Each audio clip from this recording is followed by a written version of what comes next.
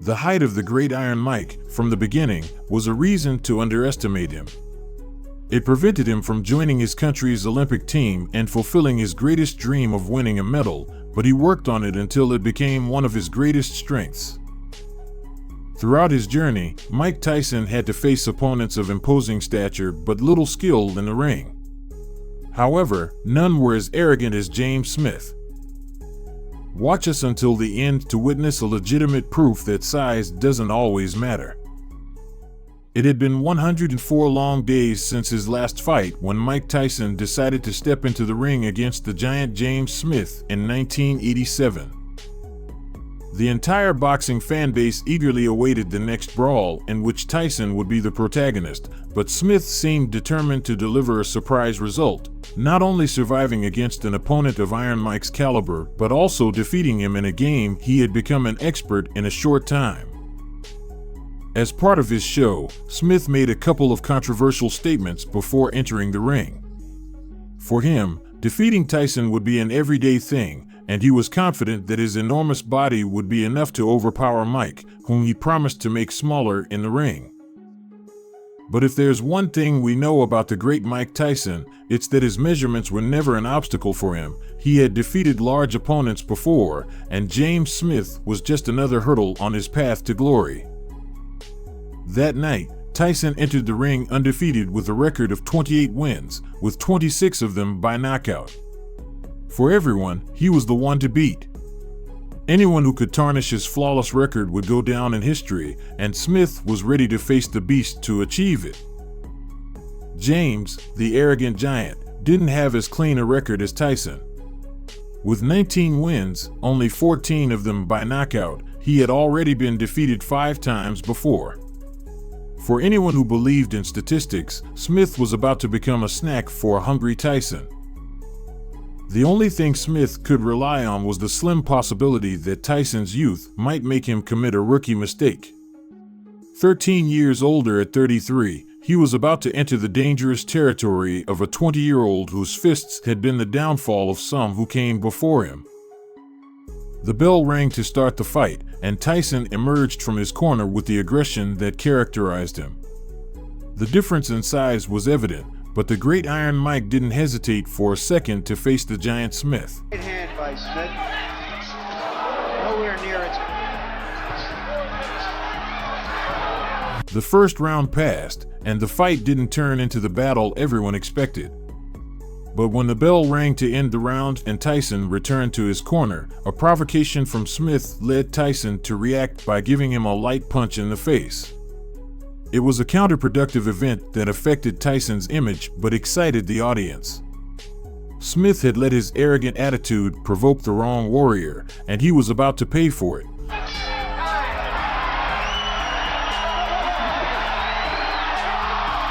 Tyson's aggression in the second round was colossal, and Smith had no choice but to rely on all the defensive techniques he knew while waiting for the opportunity to counterattack. Smith for holding Mike Tyson.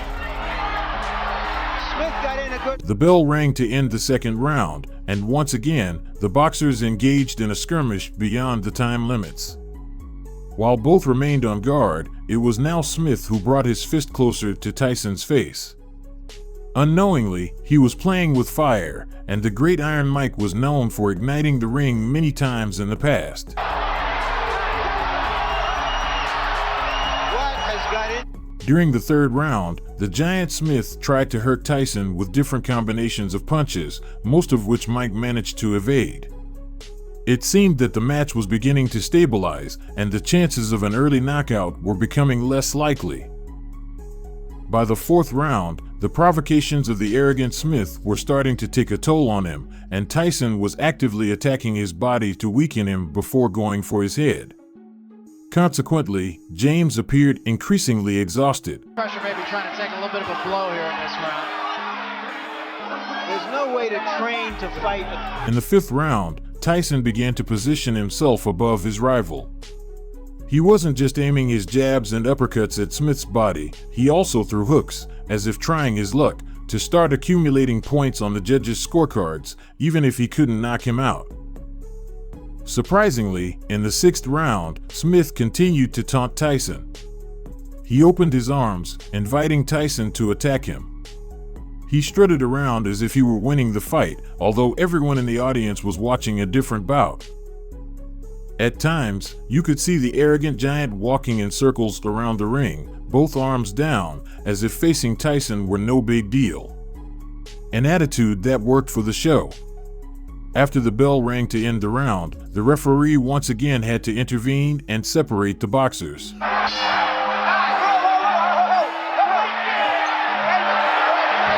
The patience of the Great Iron Mike was running out, and he started the 7th round with a powerful left hook that made the arrogant giant recoil and wobble. Tyson was showing that he wasn't an opponent you entered the ring with for a circus show. However, losing patience in a sport where every move should be calculated puts you at a disadvantage. With almost 30 seconds left in the round, Tyson rushed to throw a right hook that missed, causing him to lose his balance and fall to the canvas. There was a body shot. That was not a punch. That was not a punch. The audience was astonished. No one could believe it. But it wasn't time to lament. Mike got up as quickly as he could, and the fight resumed. Tyson, now more aware of his body, went through the 8th and 9th rounds faithful to his strategy of weakening Smith's body. Eventually, you could see him landing a hook to Smith's head, although they weren't actively sought attacks. The 10th round was the beginning of the end, and without achieving a knockout, it was time for both boxers to focus on the judges' scorecards. The Great Iron Mike dominated the 11th round like a predator clinging to his prey. He knew that Smith's arrogant attitude was all he had going for him and that he wasn't an opponent with the strength or technique to make use of his physical capabilities to defeat a smaller boxer in size, but with an unbreakable spirit. Tyson became much more strategic, demonstrating why his record remained undefeated, attacking Smith at the right moments to accumulate points on the scorecards that would determine the winner of the contest. The 12th round was the last opportunity for the arrogant giant to prove that he was on par with Tyson. Returning the favor, Mike took the opportunity to lower his guard, lean his torso forward, and stick his tongue out at a James Smith who wasn't quick enough to respond with an attack to the mockery he had received. As good as Lewis. Speaking of theater. The audience went wild, but the message Tyson sent after that taunt was clear: who's the fool now? James Smith tried to taunt Mike as well, but it wasn't funny anymore. He had shown that his terrible attitude was the only thing he could offer in the ring if his opponent was a boxer like the Great Iron Mike.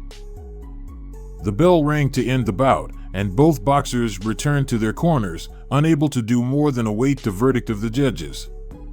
Tyson had secured a couple of rounds in his favor, but Smith had demonstrated great endurance, finishing on his feet after 12 rounds against the young legend. The three judges agreed on their perspective of the fight they had witnessed, one where Tyson stood victorious against an arrogant giant who lacked the strength or technique to make use of his physical abilities and defeat a smaller opponent in size, but with an unbreakable spirit. So, Tyson added another victory to his record, and James Smith could only boast of being one of the few men who had withstood 12 rounds in the ring against the Great Iron Mike. If you liked the video, don't forget to give us a thumbs up and subscribe for more content about your favorite boxers. Now that you know the story, do you really believe that Mike Tyson was the clear winner of this contest? We're eager to read your comments.